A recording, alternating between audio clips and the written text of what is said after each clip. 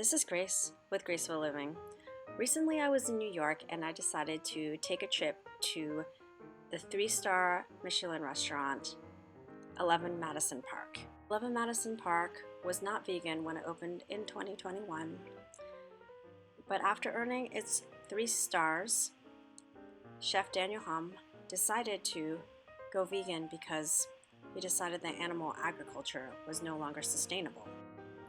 This is the front of the building where the restaurant is located.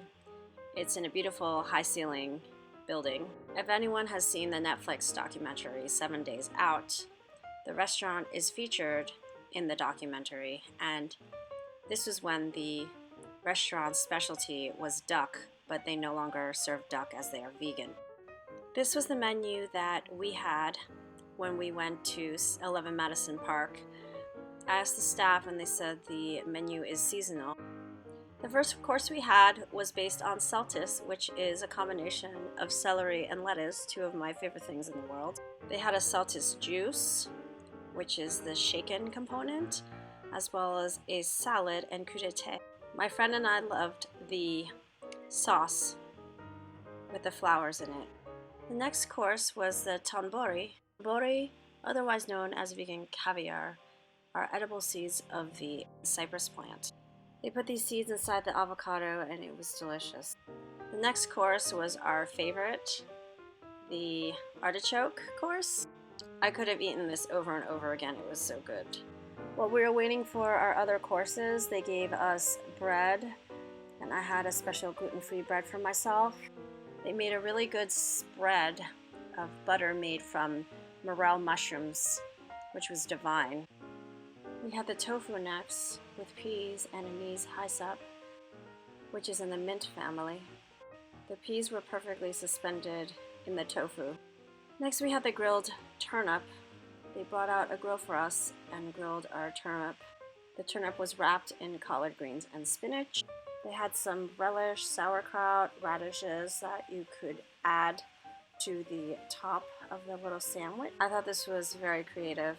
The next course was the asparagus, which they made like a sushi roll with the asparagus on top and rice underneath, and nepetella, which is another plant in the mint family, as well as ginger. The morel dish was next, which was fabulous. They steamed the lettuce in front of us and they had stuffed it as well. They had a special version for me since I'm gluten-free, though everything did look the same as my friend's meal. The next course featured strawberry with coconut and shiso. My pictures don't really do it justice because it was getting dark, but there was strawberry glaze on top with the coconut on the bottom. It was wonderful. Then we had the rhubarb with jasmine and vanilla.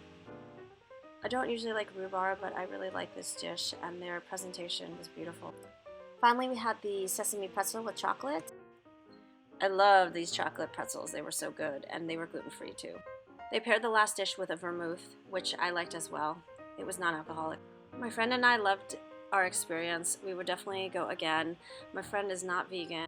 I thought the presentation was fantastic. Everything was so creative. Nothing was too heavy, and the service is great.